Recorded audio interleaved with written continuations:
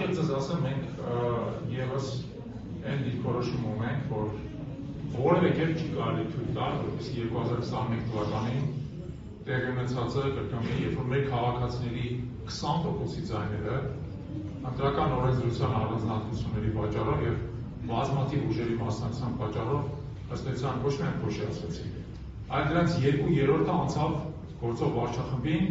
որը հնարավորություն տվեց գործող վարչախմբին փաստացի ունենալ սահմանադրական մեծամասնություն եւ անցած 5 տարիների ընթացքում բացարձակ իշխանազավթում իրականացնել, ուսուցիչ չի կարելի թույլ տալ դրա կրկնությունը։ Այդ իմաստով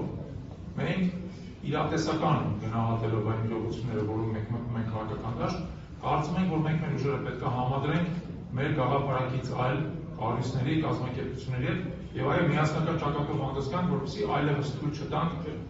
ընտրողների ձայների փոշիացում եւ որպեսզի կարողանանք պարտության մատնենք այս վարչախմբը։ Ի վերջո, ինչպես ես նշեցի իմ ներածական ելույթում,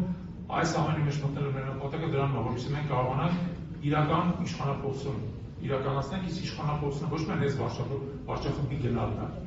այլ որպեսզի նրա փոխարեն գա այնպիսի ուժ, որը կարողանում է երկիրը տանել կայուն զարգացման եւ անվտանգ ճանապարհով։ Ուստի ձեր պատասխանը այո, մենք գնալու ենք միասնական մեր ջանքերը այլ գաղափարակից ուժերի հետ համադրելու ճանապարհով։ Ես իրավունք չունեմ փակագծերը բացել այսօր մի պարզ պատճառով, որտեղ փակագծերը մենք կբացենք միայն այն ժամանակ, երբ որ ձեր առջև այստեղ բոլոր ուժերով միասին կանգնած կլինենք։ Ես եթե փորձեմ իմ գործընկերների փոխարեն պատասխանել, դա մեր բանակցային էթիկայի խախտում կլինի։ Ուստի խնդրում եմ զինվեք մի քիչ համբերությամբ, շատ չի մնացած խոսքը։